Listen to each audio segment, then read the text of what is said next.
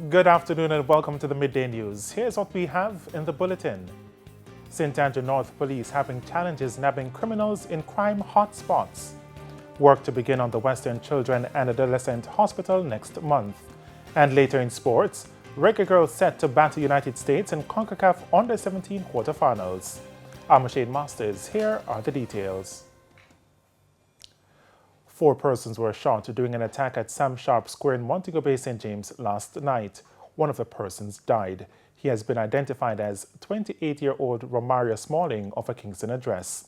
The incident happened sometime before 11 o'clock. It's reported that a group of vendors were at their stalls when they were attacked by a man who opened gunfire. A female passerby who was fleeing on foot was also shot. The St. Andrew North Police are lamenting the challenges in nabbing criminals in some of the crime hotspots in the area. But despite the challenges, Commanding Officer for the Division, Senior Superintendent of Police, Aaron Fletcher, says the police have been attaining a presence in the community. SSP Fletcher gave an update on the triple murder on Morgan Lane in Grandspin a month ago.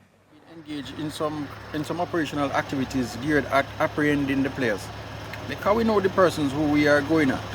However, they have moved out of the space and they remain elusive. They have gone underground pretty much, and we believe in due course we will catch up with them, because we have managed to secure some statement. Investigations has taken the matter to a point and place where if we get these guys for them to be interviewed by the investigators, then we may be able to bring some measure of closure in due course. Meanwhile, SSP Fletcher says the conflict on Park Lane in the Red Hills Road area is because of a dispute over who should control the space. He says without the cooperation of the residents, the police will continue to find it difficult to get a grip on the crime situation in the community.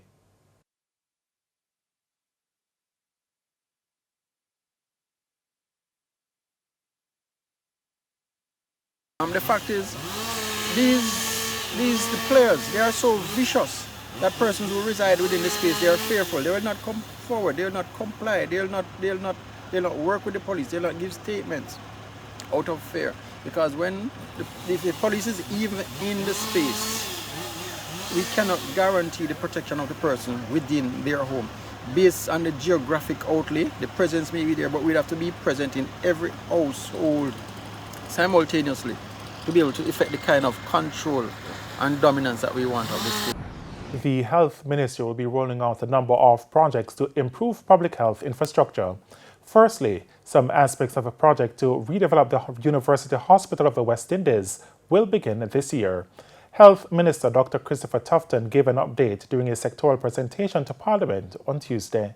Because 6-story tower to include adolescent psychiatric, surgical and intervention, diagnostic, along with trauma and urgent care services.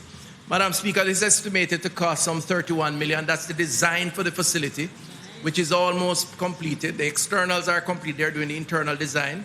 This year, we have allocated resources to relocate the ring road and to clear the spot where the construction will begin. In June, work is also expected to begin on the Western Children and Adolescent Hospital. It's estimated to cost roughly $5 billion and is a gift from China. In the meantime, the contract to upgrade the Spanish Town Hospital should be put to tender this month. What you see there is not a Photoshop version of what it will look like.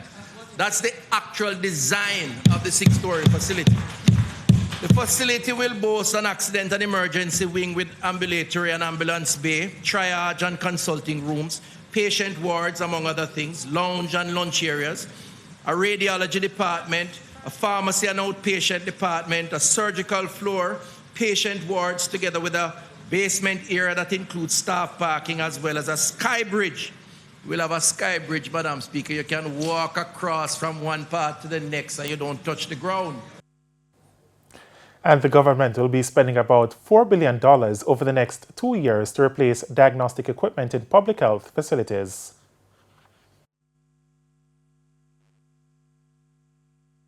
All Type A facilities having an MRI and CT scan machine.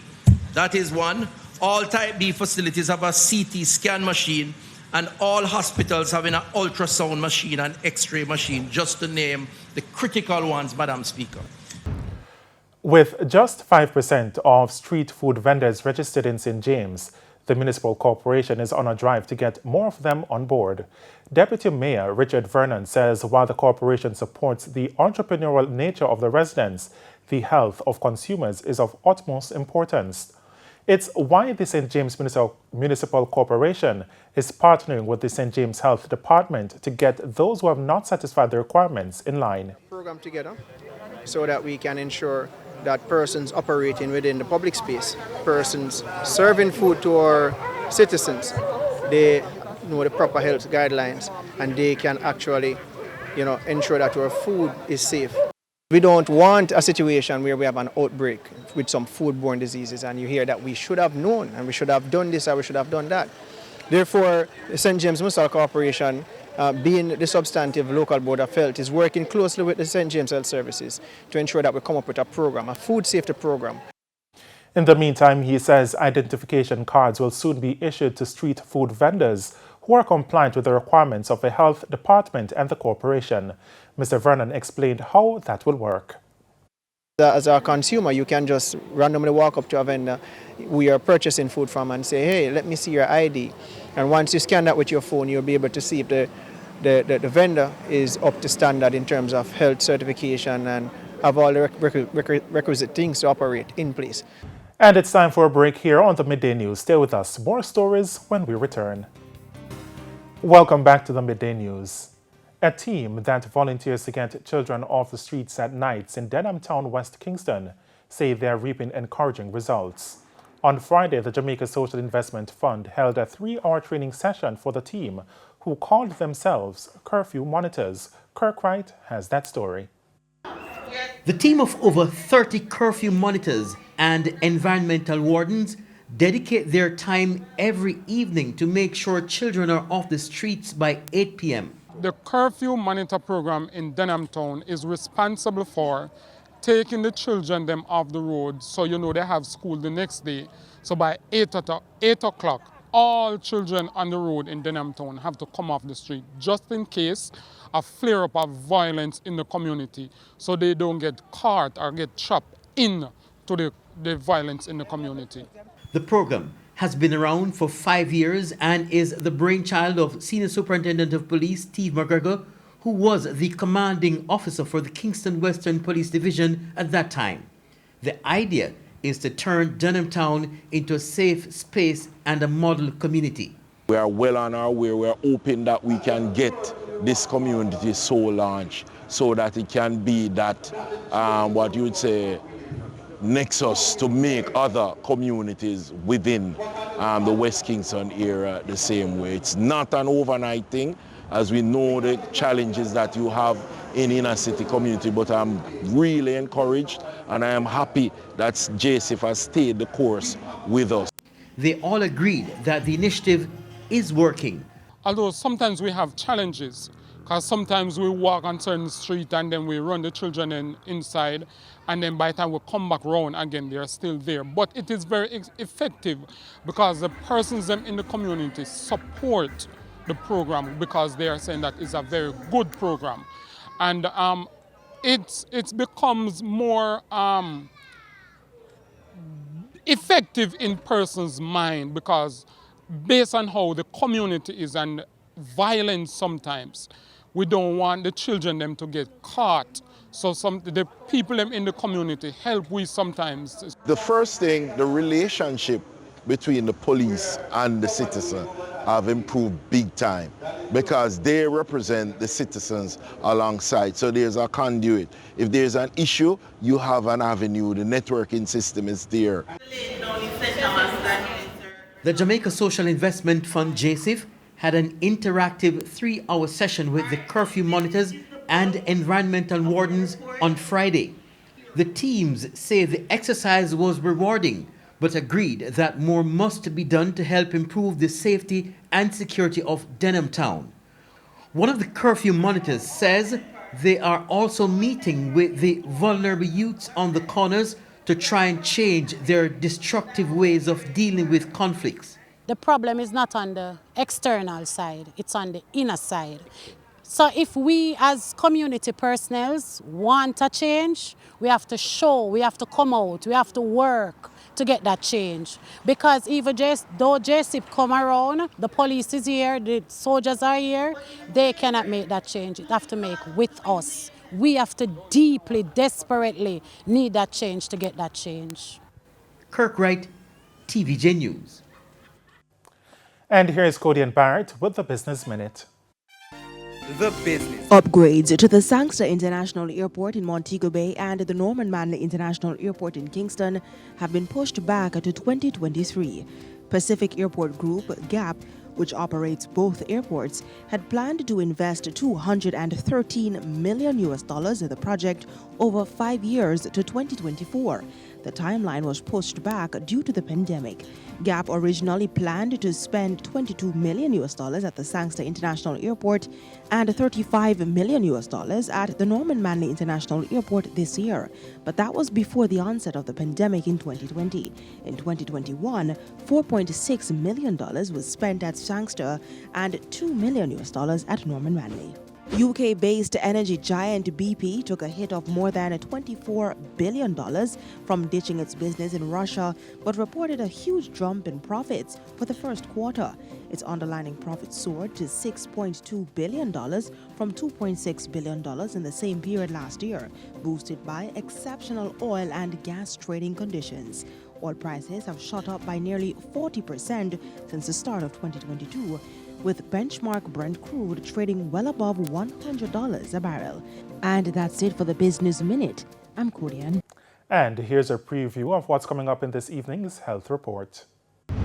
In this evening's Health Report, we look at the vaccine for the human papillomavirus. It's just something that's going to protect them against a cancer that's unfortunately very common in our population, but that can easily be prevented. So it's just something else to work with the pap smear that they'll do when they're older and out of school to help prevent cervical cancer. That's the Health Report in Primetime News at 7. And now for today's Healthy Living tip. If you're sexually active, you can reduce your risk by limiting the number of sex partners and choosing a partner who has had no or few prior sex partners, being in a faithful relationship with one partner. Using condoms, however, this will only reduce the risk of HPV infection, and getting the HPV vaccine. Time now for the top regional and international stories with Sandy Williams. In the region, the 15-member Caribbean community grouping Caricom said it is deeply concerned at the recommendations by a one-man commission of inquiry that called for the British Virgin Islands BVI government to cease to exist in its current format for at least 2 years. In a statement on Tuesday, Caricom said it has taken note of the release on April 29, 2022 of the report of the British Virgin Islands Commission of Inquiry with its far-reaching recommendations, adding that the BVI, a British overseas territory, has been an associate member of the grouping since July 1991. Last week, the Commissioner, Sir Gary Heckenbottom, had recommended a return to ministerial government and an elected House of Assembly as soon as practicable, with the Governor taking regular advice from the Advisory Council and others on the earliest practicable date on which such government can resume. On the international scene, the European Union (EU) has proposed its toughest measures yet against Russia, including a total ban on oil imports and sanctions on war crime suspects. European Commission President Ursula von der Leyen said the package was aimed at maximizing pressure on Russia while minimizing damage to Europe. Russian crude oil would be phased out within 6 months, she said. Military officers involved in suspected war crimes in Bucha and Mariupol would also face new sanctions. And those were the top regional and international stories. I'm Sandy Williams. We head to a quick break. When we come back, we'll have your Midday Sports Report. Welcome back. It's now time for your Midday Sports. I'm Bernardo Brown. Now, the Reggae Girls will look to surprise the mighty United States and make the Final Four at the CONCACAF Under-17 Women's Championships as the two meet in the quarterfinal round today at 3 p.m. The Americans have been the most prolific so far in the competition after scoring 49 goals over the first 4 games. The USA's goals have come from 14 different players, with only 4 outfield players yet to score. The Jamaicans have enjoyed a good run to the quarterfinal round with 3 wins and a 1-1 draw against Canada, who are favoured to make the World Cup. The last outing for the Jamaicans saw them beating Cuba 4-0 in the round of 16. In the other 3 p.m. game, Mexico will play the Dominican Republic, while at 6 p.m. Costa Rica plays Canada and Puerto Rico take on El Salvador. And Manchester City are 90 minutes away from setting up a UEFA Champions League meeting with Liverpool as they hold a 4-3 advantage heading into their second leg semi-final against Real Madrid at the Bernabeu today. The 2 teams played out a 7-goal thriller at the Etihad Stadium last week, with City squandering several chances to increase their lead over the many-time champions.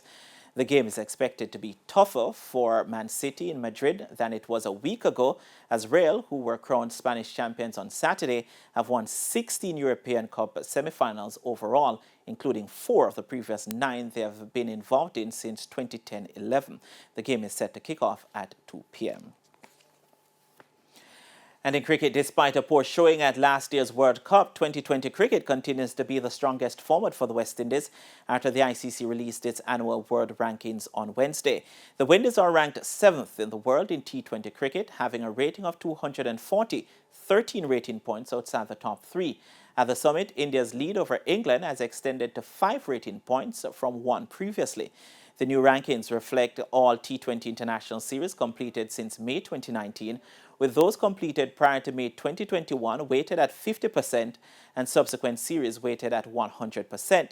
Pakistan, South Africa and world champions Australia round out the top 5. In ODI cricket, the Windies are ranked 8th on the table with a 77 rating. New Zealand leads the 50-over table, followed by England, Australia in 3rd.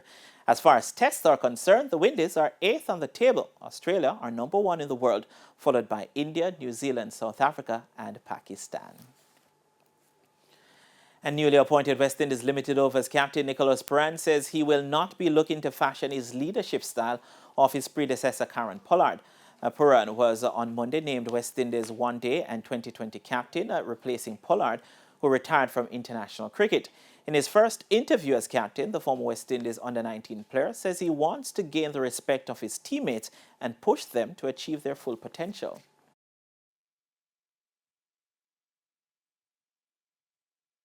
I can be successful, I can be a failure, but I know I'm going to give it my all. And there's only one way I know how to go about certain things, and that's just trusting my instincts, trusting my ability, and, being myself. And simple as that.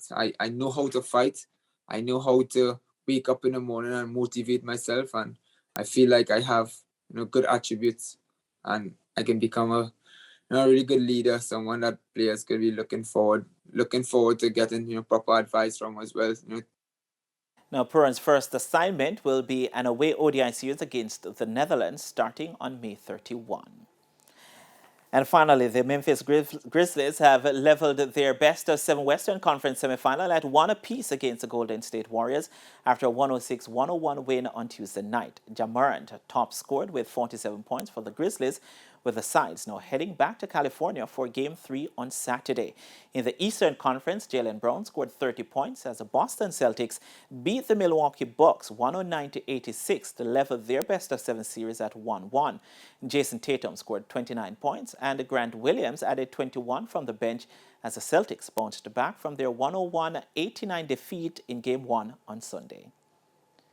And that's it for your Midday Sports Report. Oshane, it's back to you.